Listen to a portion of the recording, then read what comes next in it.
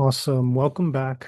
Today we'll walk through charts for SPY, QQQ, IWM, and we'll then dive into our individual names, INTC, Intel, EL, Estee Lauder, and MRK Merck. The whole point of today is to break down the levels, the areas of interest that we've been able to provide or identify within the past few months and just look into or give ourselves a game plan for the upcoming week. Specifically, want to identify the areas of interest or supply and demand zones that I'm looking at when we talk about Intel, Estee Lauder, and MRK. So we'll go ahead and get started here with SPY. It remains locked in, right?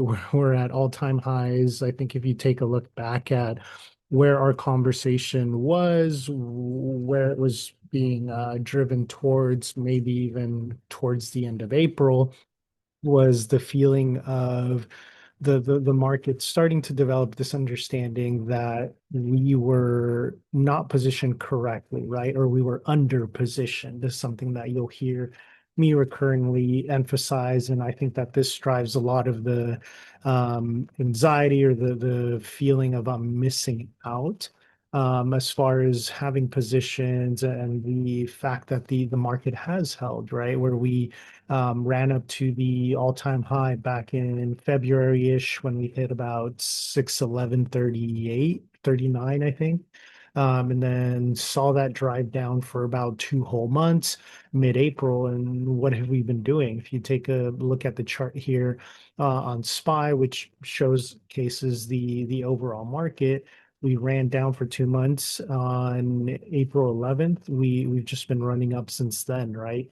We haven't necessarily seen a significant red week as far as the actual closure of the week since that early April timeframe. So we've been just running back up to all-time highs, and that's exactly where we're at right now, is about 12 or so dollars from creating that new all-time high. So let's go ahead and narrow this a little bit further down since we have our game plan, or this is the game plan that we've been essentially following for the past 2 months or so. Let me do it for that. Sweet. So just taking a look at this on the 4 hour chart, right? The key levels that I am taking a look at when it comes to our support, 598, it's a 4 hour support. 596, it's a 4 hour support. 595, 4 hour psychological level as well. When we start to get closer to the midpoint of last week's range, it hovered right around the weekly level, which at that point was acting as a resistance, right at around 593.75.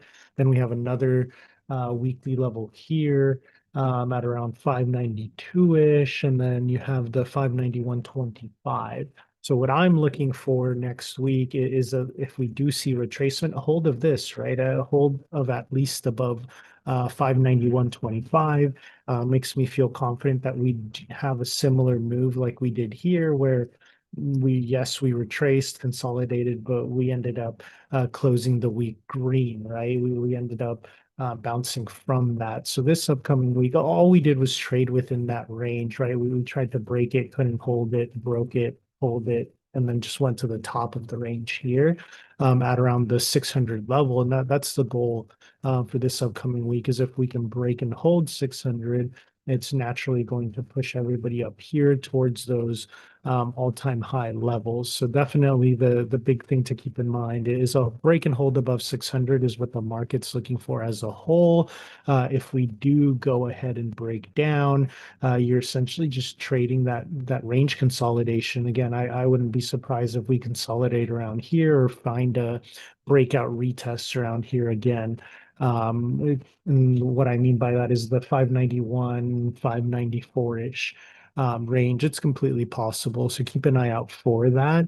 You've seen the contracts that we've taken on. If you are wondering what might be of interest, take a look at at least 2 or so weeks out. I know they're on the pricier range, but if, for instance, if you take a look at, let's see, the 13th, nope, that's this Friday, right? So a little bit further out, like the 20th, if you have any sort of opportunity, these 610s are significantly of interest, right? You see the volume, you see the open interest volume, meaning the amount of contracts that were moved on that day, and open interest meaning the number of contracts that are open, right? So definitely a pretty significant number here at around the 610 mark. So you'll see the largest volume in open interest really no matter what day expiration you're looking at within these contracts at this point in time. If it's an upside or a long call, you're going to be looking for the 605s, 610s, 615s if you think we're going to be making all-time highs, right? And even then, you can play it strategically. You don't necessarily need the contract to go in the money, but if you can catch that momentum, the 610s, 615s are probably going to be really good pickups if you pick them up early enough within these price ranges. A move to around 605 will have those contracts double. So it's definitely a good opportunity if you see some downside or some weakness, some rejection at these levels, then you are ideally aiming for the 595, 590, and the 585s are the ones that are going to see significant movement, even within like $2, $3 move to the downside. So keep that in mind. Moving on, we have our look at Qs. It's the same setup as SPY, right? Qs being solely the tech side of things, heavily weighted within SPY itself. So when we talk about the overall like market setup, the inflation trends, resiliences, what is driving the market as a whole, both on SPY and on Qs, if you want to take a look at the broader side of things, the macroeconomics, well, it's been a tug of war, right, between soft landing optimism and delayed rate cut disappointment. The S&P 500 is hovering again near all-time highs, and you have an overall sentiment of fear, right, of missing out, or that should I hold off, that uncertainty. Everyone's feeling it. So it's definitely a big thing to keep in mind. Overall, when you take a look at inflation trends, the CPI and PPI reports have been cooling off somewhat, or as expected. There haven't been any significant or big surprises, but if inflation continues to trend lower, markets may price in more dovish Fed reaction, right? Potentially pushing the market higher. However, what the Fed is looking for is the sticky services inflation. So that's what's causing them to be a little bit more cautious or not willing to go all in on cuts just yet. And overall, what has brought this resilience or the strength has been in large part due to Q1 earnings being a little bit stronger than expected, especially for the big tech stocks, right? And overall, the financial sector. So the banks have reported very well. So overall, the market has seen this as a good point, right? When your big players, the tech companies, are still doing well, and when those that essentially hold the flow or dictate a lot of the flow of the money, the banks, the financials are doing well, it brings a lot of confidence. And taking a look at labor and consumer strength, employment remains pretty resilient. So again, this is why, or one of the big reasons why the Fed has still continued to be a little bit cautious is because of employment resilience or strength. So wage growth has been moderating. Consumer spending is rotating from goods to more of services. At least that's what we've seen the past few months. So a potential headwind for goods, heavy sectors, but supportive of broader economic health is some or are some of the big things that I want to keep in mind. And when we talk about things to keep in mind, you definitely want to be aware of the major economic events happening this upcoming week at least, right? Tomorrow at around 10 a.m. Eastern time, you have your wholesale inventories for the period of April. On Tuesday, you have the NFIB optimism index for May. Wednesday is a little bit more heavy. This is where you get your CPI or your consumer price index for May. You get your CPI year over year. You want to take a look at core CPI, right? And then you have your monthly US federal budget for May. So these are all things that are going to be big Wednesday, right? So that's midweek, midweek events that you want to keep an eye on, or something that will dictate how fast the market moves these first 2 days, Monday and Tuesday, and how it might close out Thursday and Friday. And talking about Thursday, we have our initial jobless claims for June, right? Period of June 7th. You have your producer price index. So, when you get CPI, PPI follows. So you get the PPI for May. You definitely want to then pay attention to what sort of reaction occurs on Friday with the consumer sentiment, preliminary consumer sentiment for June. So things to keep in mind when it comes to market events and how tech might be affected directly, or what we might be in store for this coming week. Just like SPY, being that it is tech heavy, a lot of it held up the market, right? Beyond a few days here where we saw definite weakness overall, market has held true to the big players, or when those have seen some weakness in the past week, we saw equal weight holding things up, right? So that's definitely been an interesting scenario to be able to break down, something for all of us to keep in mind. Talking about specific levels or areas of interest for Qs, I won't be trading it. If I trade ETFs, it's SPY, right, for the most part, or if I'm in a futures contract, it's the ES. That's just what I like to trade. But if you're taking into consideration NQ or a Q's trade, these are my main support levels.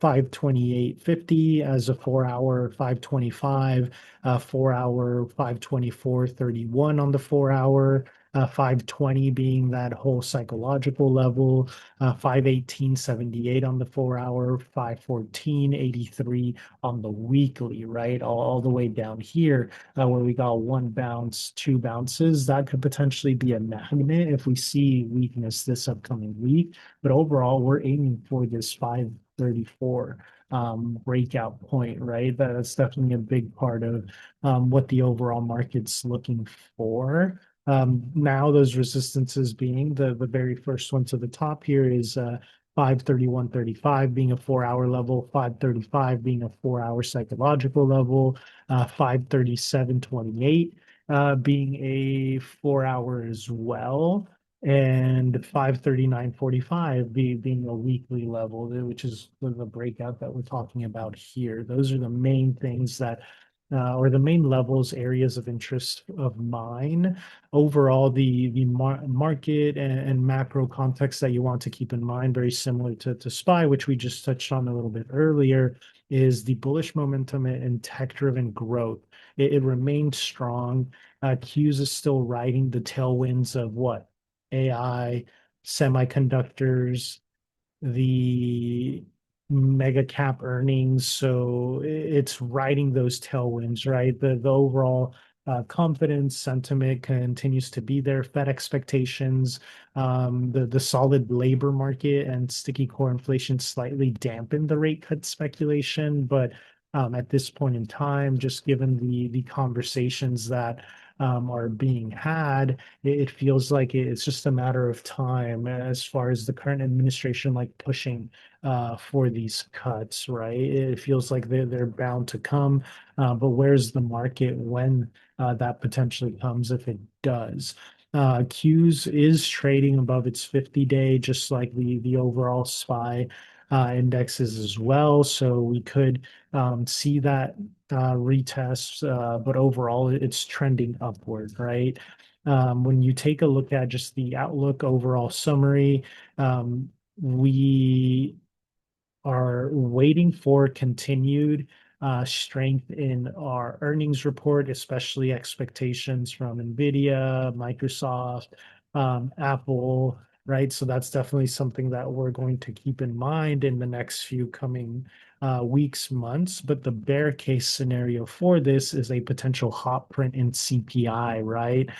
So definitely that if that does come to be, then it would present more of a hawkish tone from the Fed, especially when it comes to the FOMC meeting. But overall, that's just speculation, right? You want to keep both of those sides in mind, like what could call for more of a dovish landing, what could call for the market to have some worry.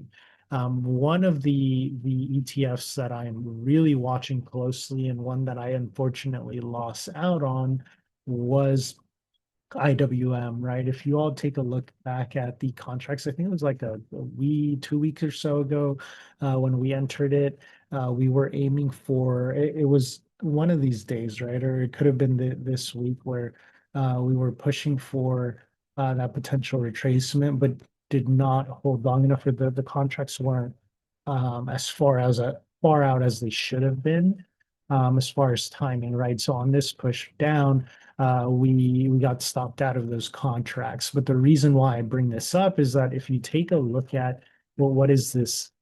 It's the gap, right? If you take a look at Qs, remember this gap here. If you take a look at SPY, this gap here, what's the difference between the gap here in SPY, the gap here in Qs, and the gap here in IWM? It's the fact that IWM is the only one that actually closed its gap, right? So it doesn't have the downside gap. And taking a look at this chart, actually, let me bring it back to the 4 hour here. We take a look at it a little bit more in depth, bring in more of this price action into context, right? See this setup right here? It's almost identical as this setup here. So what I'm keeping in mind and what you saw posted in the chart was exactly this here, right? Let me annotate this. Is that there, the bounce there, and then the hold here. This held here, this tried to hold here, it held here, and that's where it's bounced, right? So we know that this area here between 195 to 199, there's a lot of buyer strength there, right? There's a willingness to consider this of fair value. So for me, this looks like it built consolidation, right? It built interest here, dip below, built interest here again. So I think that we are really aiming for this area here, which is around 219 to about 218. So I bring this range up specifically because if you're taking a look at potential contracts, that's what I'm aiming for. That's what I'll be looking for are contracts at around the 215, 218, 220 levels, probably the 220, and they're going to be the most affordable, right? 220, and then you don't need it to go in the money, but if you play it strategically, even from a couple dollar moves, you're going to benefit from it. So let's go ahead and take a look at that options chain. I want to look specifically into July 11th, potential upside move. Okay, 215-ish. They are pretty pricey, right? So the 220s, not a whole lot of it. This is definitely interesting to me, the amount of open interest in these contracts, if you're willing to go that far out. The 225s at around 120, 125 seem pretty interesting. Or if we want to go end of June, right? We can go ahead and take a look at the the 220s, take a look at that open interest, that volume, even the 225s, right? So that's something, and a little bit further down 230s if you want to be a little bit more risky, but definitely a lot potential here. Keep in mind those 230s, the 225s and the 220s. If you're willing to hold something through a potential retracement, those are definitely the larger contracts or the contracts that bring the most interest to me.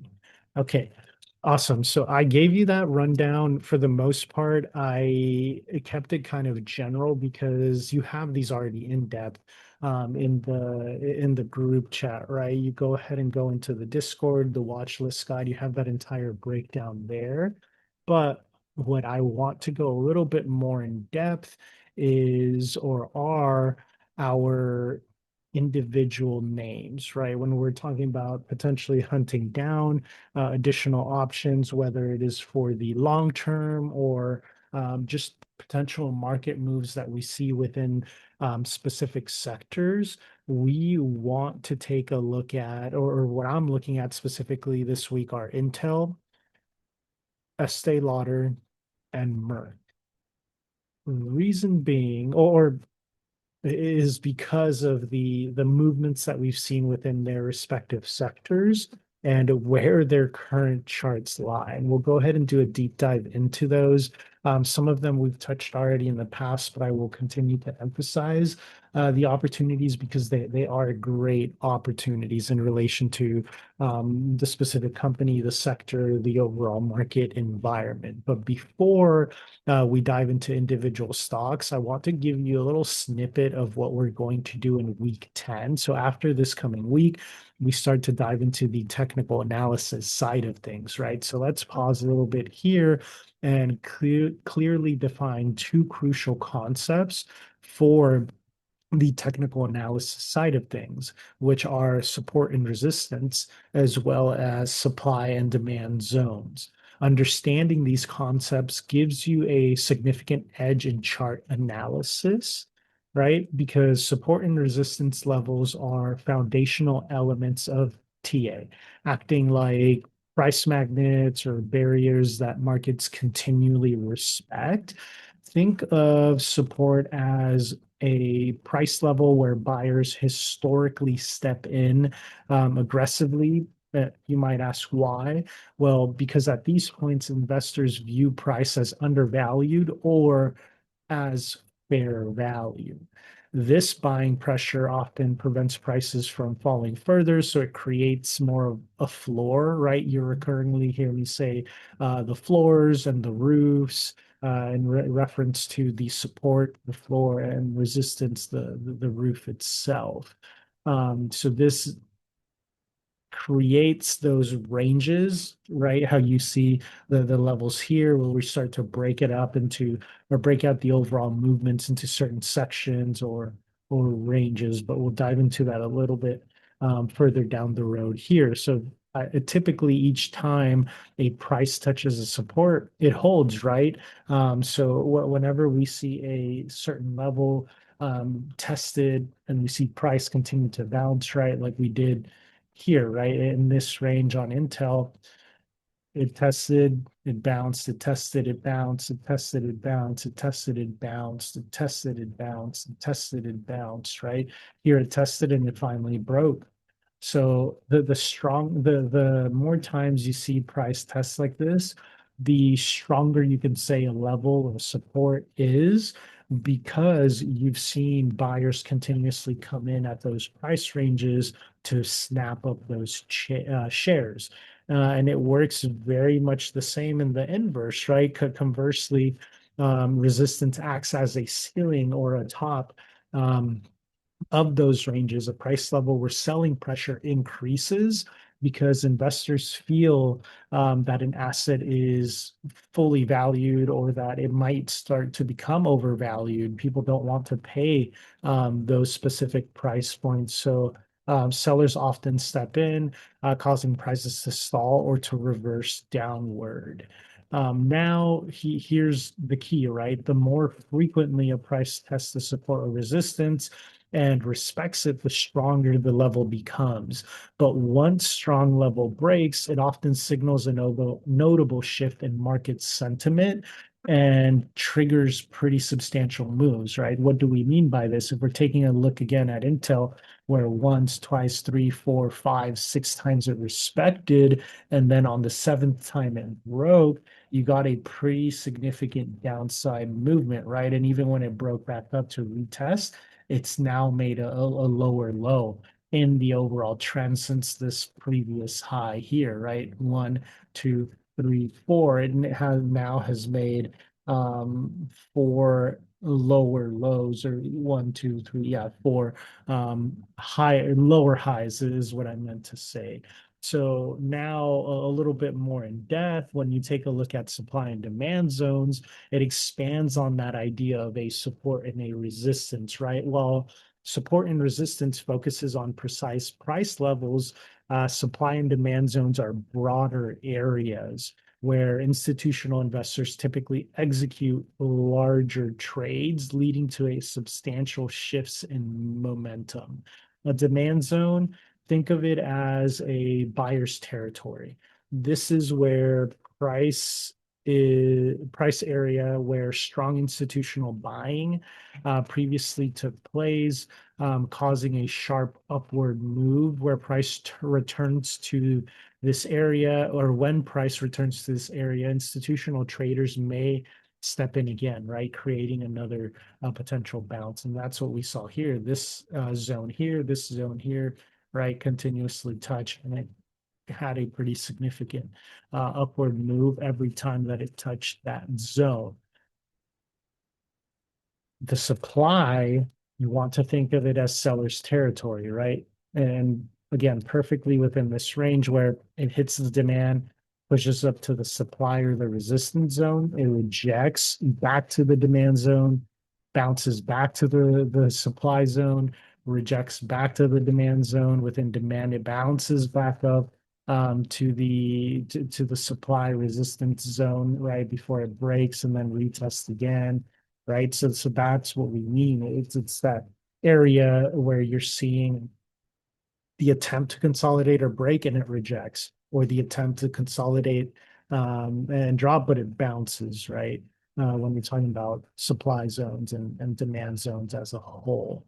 So let's go ahead and start applying some of these concepts within our charts themselves.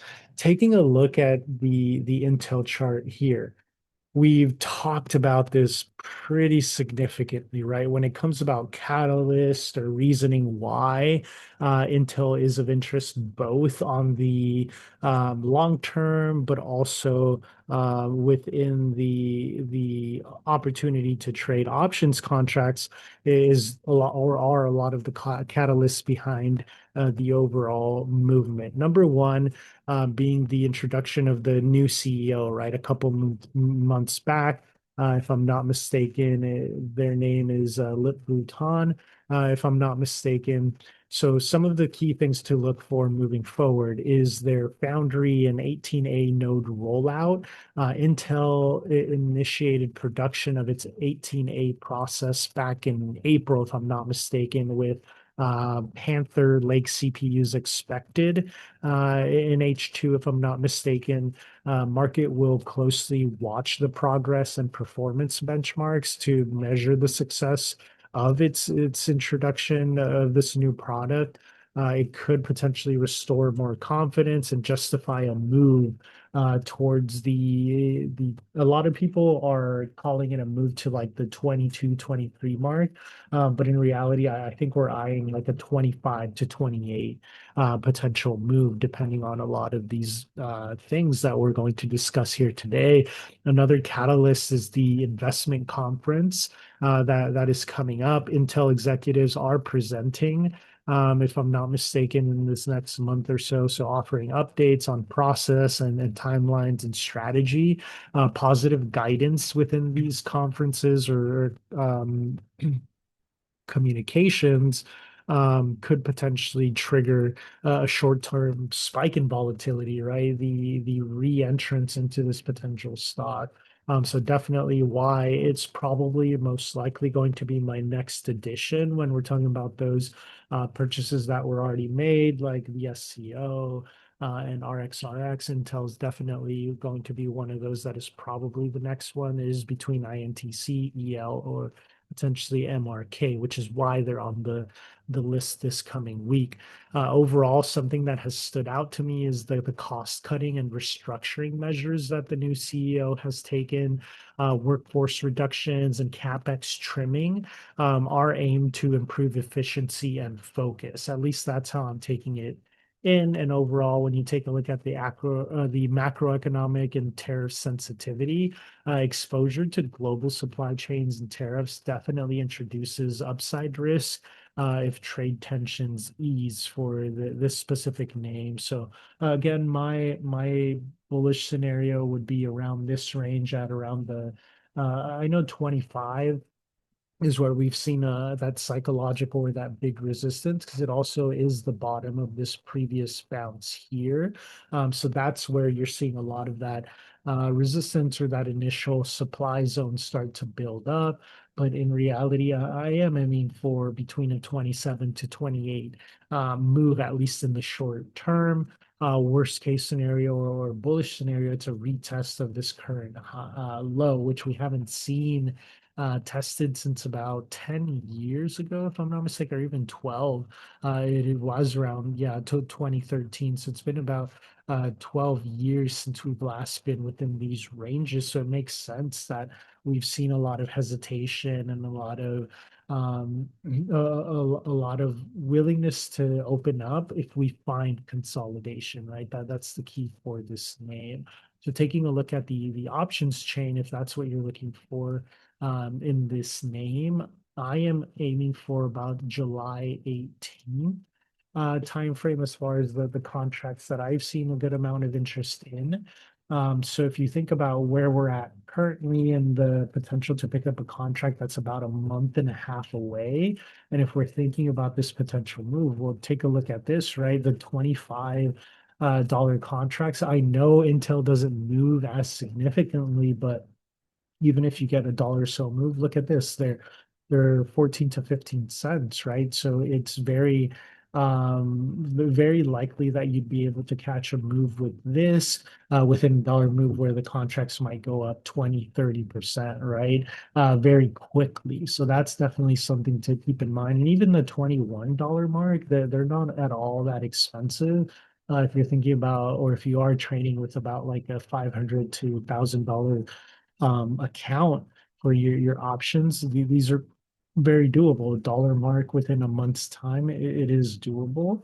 But then on the other side as well, right?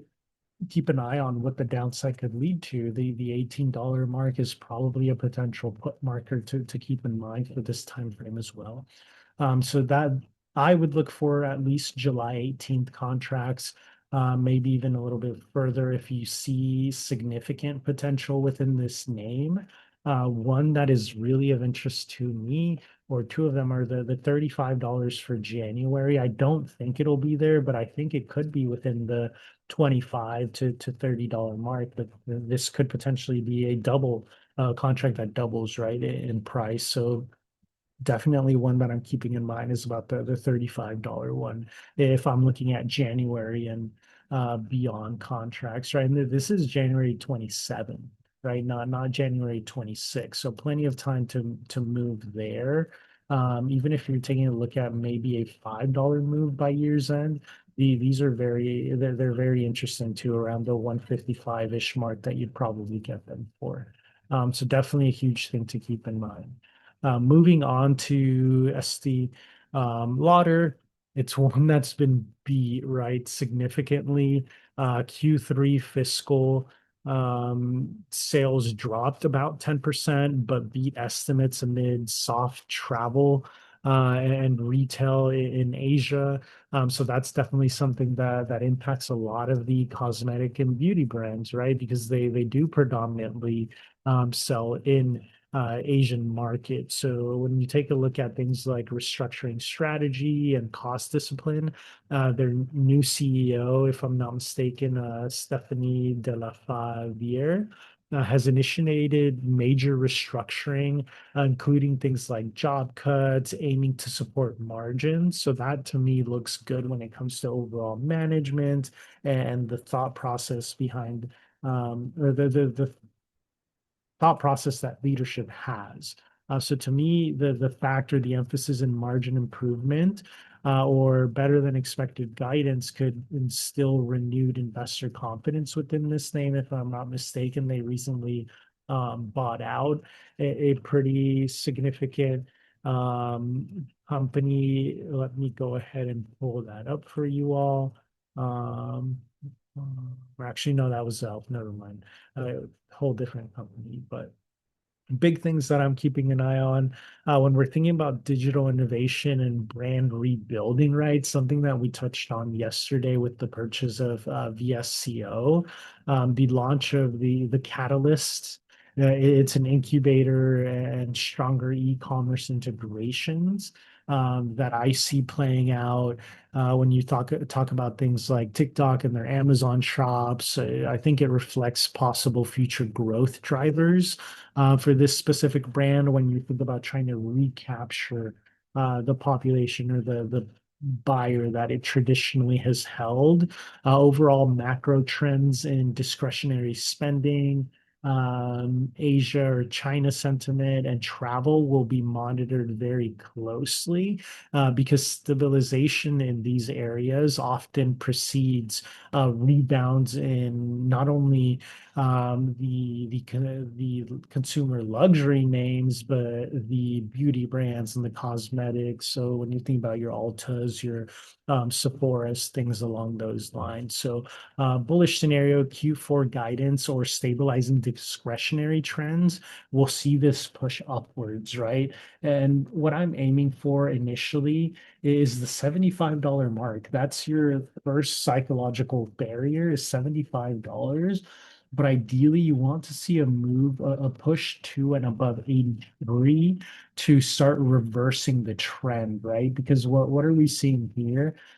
Something that if we take a look back at our IWM chart here on the 4 hour, it's this, right? I'm seeing the potential consolidation there and the build of an inverse on the weekly, right? An inverse head and shoulders here, where you see that shoulder, the head potential build here. So consolidation here around the 65, 68-ish point could lead us to the upside. And if we are able to break and hold, that's the trend reversal, right? It would be the first higher high that we make in this trend where we've seen price spill since all-time highs back in when was this? This was January of 22. So this was almost 4 years ago now, right? It's been in a downward trend for about 4 years. So we want to definitely break and hold that. And if we are able to hold that momentum, it's going to bring a lot of upside potential. That being said, what contracts am I looking for? Ideally, I'm looking for shares here, just like Intel. But if we're talking about contracts, again, you want to buy time. At least I would look at based off of my projected moves or what I'm aiming for, I want to look at the July 18 contracts. Feeling very comfortable with the $75 mark, right? That's the first psychological barrier that we talked about. Pretty good open interest volume, not so much there, but I like the price there. If you are willing to go a little bit riskier, the $80 mark sits right around the 50 cent potential purchase, right? So at the bid. So that's definitely a great one to keep in mind as well if you're willing to see how it plays out in the next month or so. But I don't think it'll have a huge move in the next month. So I am also taking a look at those January contracts.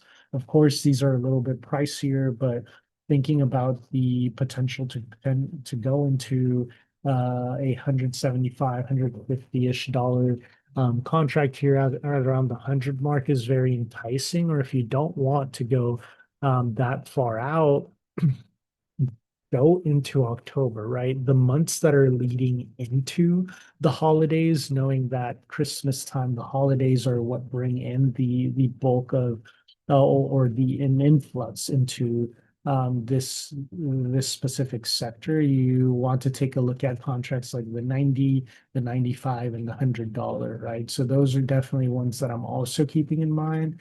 Looks like the $100 has a pretty significant or good open interest for this type of name or this type of stock.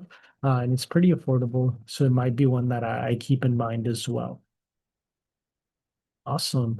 We go ahead and move into our last thing here. Of course, like always, we never chart the last stock that we take a look at, and we do it from scratch. So what am I eyeing here, right? Taking a look at the weekly chart to give you a breakdown or a rundown again of the support resistance marks. How do we manage this? How do we identify them? We keep it bare bones, right? No need to complicate things. So naked chart, this is what I'm eyeing, right?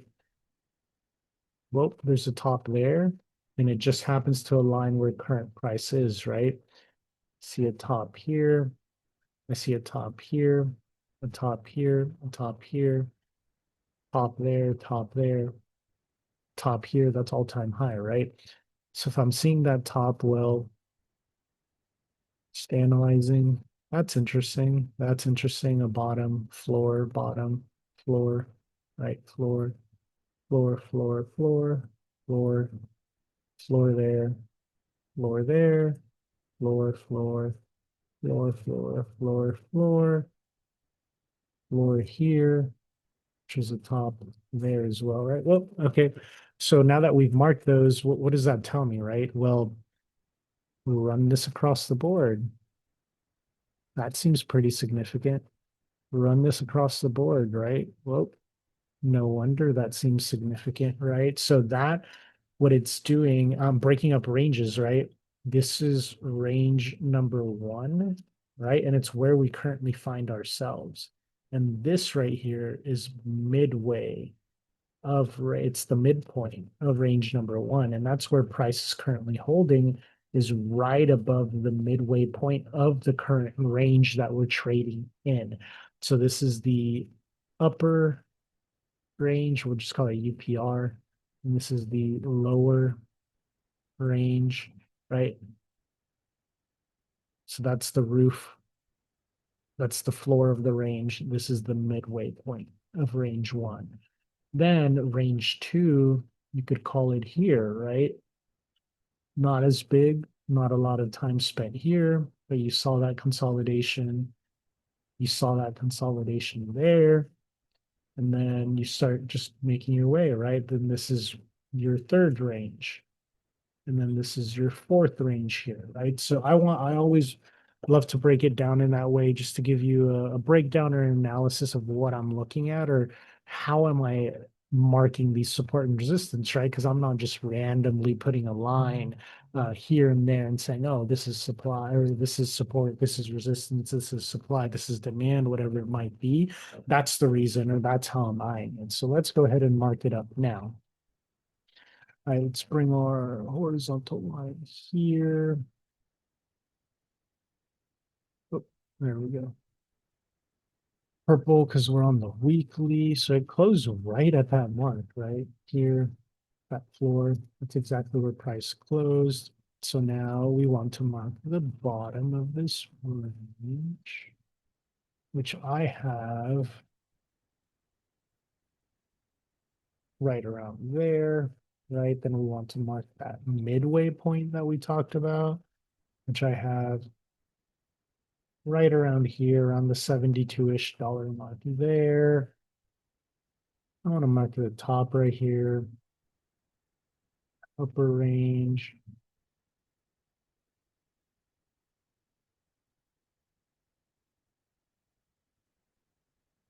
There. I won't go all the way because I don't think, or I'm not hoping for a move to all-time highs, but I just want to give myself those general areas, right? Of course, we want to give ourselves a little bit more downside, and these are all levels. We've talked about this name. They're levels that we've seen in the past, areas of interest. So awesome. Cool.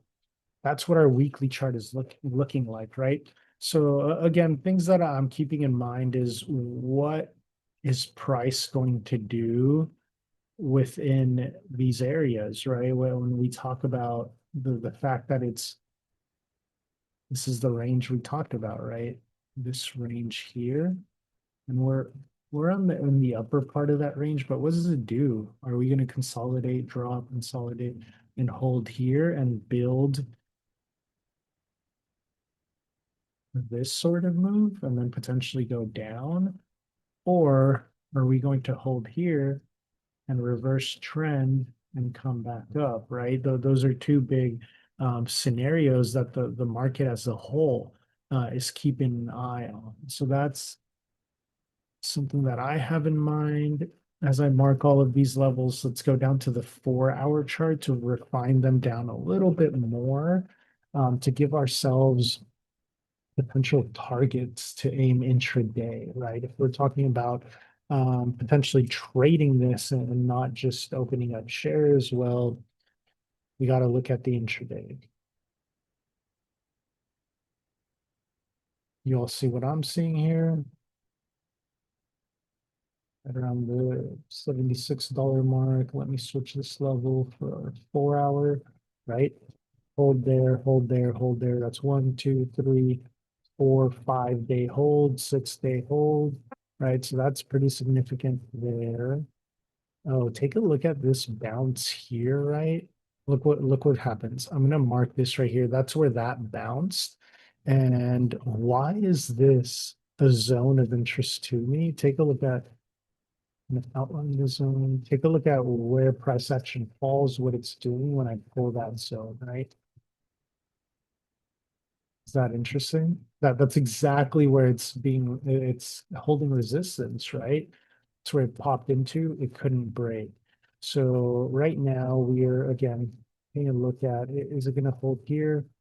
Does it create a potential squeeze in there, create a potential bear flag, right? Or do we pop? Give me a second. It's no good. There we go. That's what I wanted to do here. Right? Does it squeeze into here and drop, or does it pop? Let's go ahead and give ourselves a little bit more upside levels here. And all I want to see, or what I'm marking, are the changes in overall direction, right? So here, you saw it tried to hold here. So this area, this price range between here and here might be a zone. Let's go ahead and see what that looked. And I say might be, right? Because we're not always going to be on point. Your levels aren't going to always be on the cent. But let's see. That to me, it shows a potential change in direction, right? Where it tried to hold, but then boom, it dropped, it held, popped, retraced, it held, right? So when I pull it to the side, well, it doesn't surprise me that it tried to hold there, try to hold there, right? Run it across. Whoop, that's exactly where it rejected. So to me, that's another definite zone of interest. So what am I thinking, right?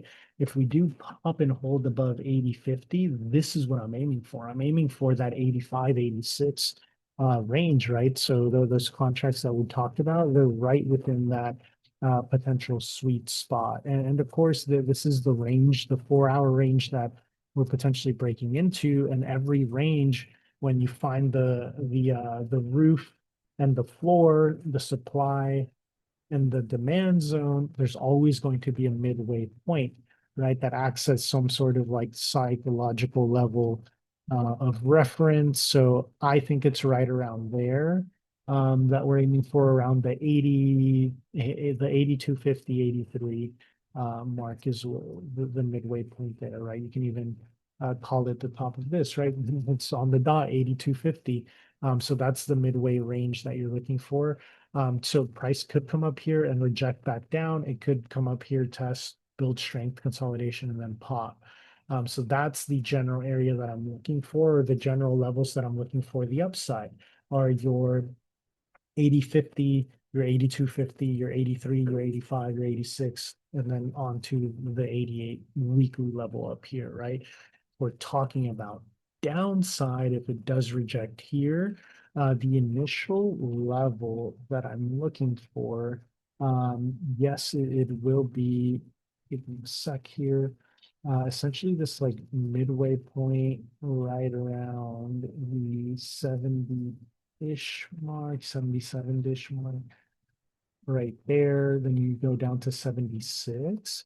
But here we haven't gotten a lot of price action recently. So let's take a look at it, how it was when it was last in these levels, right? And I know it's been a long time because these levels have not been touched since back, when is this? April. Yep, around like April 2022, if I'm not mistaken. It looks like, so it's been a few years, right? 4 or 5 or so years since we've been around or consolidated within these levels. So I want to go back and take a look at how did price action behave. I see something pretty significant. Wrong one. Pretty significant here, right? Within these levels here, that's what I'm looking for. 74 on the dot. I see this range down here, and it's actually a supply. It acted as supply there. So let me go ahead and bring that there, and you'll see what I mean. Let's go ahead,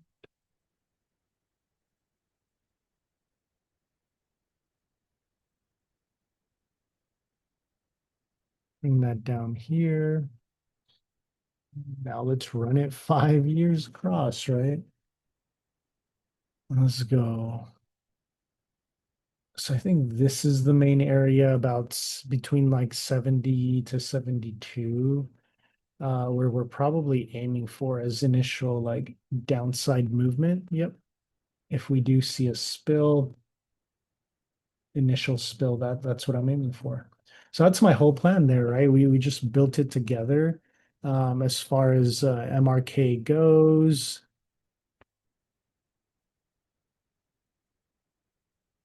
that's my plan. So those are the zones that I'm aiming for. Downside, potential push into the 70-ish mark as lows, upside into the 86s. That's what I'm looking for this week. You might be interested in getting a little bit more of an understanding as to why even look at this chart beyond just the technical, beyond the appeal on the weekly and the 4-hour chart. Well, some of the catalysts, you have the pipeline expansion and pharma M&A. So Merck may resume or is looking to resume talks to acquire Moon Lake at around the 3 billion valuation mark, ahead of phase 3 data release on its lead drug. So when you're talking about Merck's business, what does it do? Its main business is in the patents, the IP behind certain drugs. They are predominantly a cancer drug and research company, so that's a big part of their business. The proposed deal for Moon Lake, and just the pending data, it can generally influence the overall sentiment towards this company. You have the oncology investor update. Merck held an oncology event on June 2nd, if I'm not mistaken, during ASCO, highlighting its late stage drug pipeline. So favorable updates or trial success could support a rally in MRK. Overall, healthy mid-stage pipeline and licensing deals. So agreement with Hengrui Pharma on an LPA inhibitor, alongside or along with multiple mid to late stage assets. It signals pipeline diversity, right? As far as not holding hope out just for one specific project or one specific drug. They have multiple across the board that they're waiting for during like late to mid stages to hear whether or not they were successful, whether it did what it aimed to do, or even if they receive FDA approval, right, for their drug processing. So potential impact again.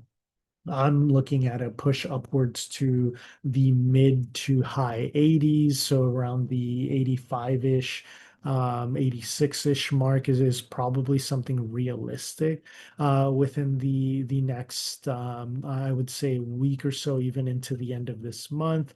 Bearish scenario, potential negative news, trial failures, things like this could lead into this bear flag rejection down to around the $70 mark.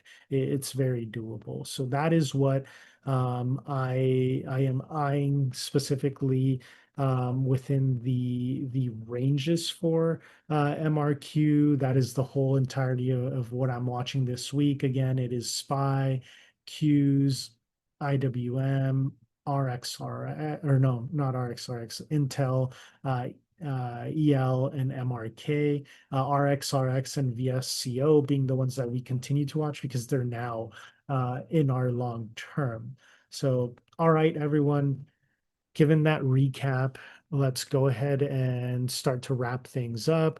You'll see me post the link to the Discord if you want to join, if you're watching this on YouTube and just want to ask additional questions, just want to make sure that you stay alert around these technical zones, you monitor key economic events closely, and be ready to adapt quickly, right? We've noticed that with headlines, with news, with certain reports coming out. It's been very much headline oriented, right, when it comes to our current administration. So very huge need to be able to adapt quickly, and just want to thank you for joining today's session. And I look forward to seeing you. Enjoy the rest of your weekend.